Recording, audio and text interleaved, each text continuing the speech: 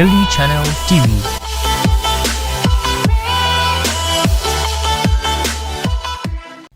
Kublai pi perlok kipa bet sengap ya kene ka channel di mentak singi dan batai pi kumno bansina Gmail account. Te bansina Gmail account pi hab ban le apok ka website le apok ka browser jong pi hab ban type gmail.com. Te anda pil apa ya apok gmail.com, klik tu button create account. Te choose iban account dan legit i option iban account. Te hang le pi hab ban ai kerteng la dia. But hang dapat pihapan ai kajat jong pi. Te username pihapan ai da kerteng jong pi bat kajat lane kat ba pikwa ban ai lane kasong haka channel jong pi.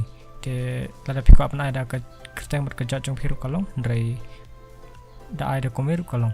Te hang ne pihapan ai u password. Te ban bu ya password pihapan kan mau bahan nomor ba lada piklet pihapan reset. Te ban reset kalong ke ba jenjar teng nomor ba pihapan yo code yene lane ban verify ma te nata kadau jenjar ba ban lada klet yo password lada pibu da password uba sukru umlong pihapan ai bat kin nombaru kanang ba password jang pi ulong uba kam scam bat ba kam klang. Te phone number ai la pikwa ban bu long hi kanang ba lada klet password pihak ban kam da kapun kanang ban yok ya ka account.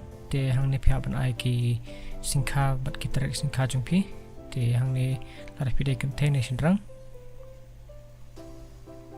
Te tangum ta klik next. Te hiar serum dan kam ban ktai ai shu ai bet tu botho I agree. Te hang ne pinsai iba ki don ki message jong pi lane ki account jong pi te hang ne fill up ni ya ka Gmail account jong pi.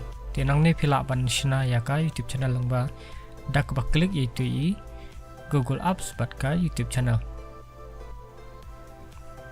Te tanggup tahi ngai ba kana ka jimbatai ka la pin ip kumna ban shina Gmail account lada pi stanat ya kana ka video kun kini te subscribe bat like bat share ingin saya kenduk biang hakawi pat ka video. God bless you bon.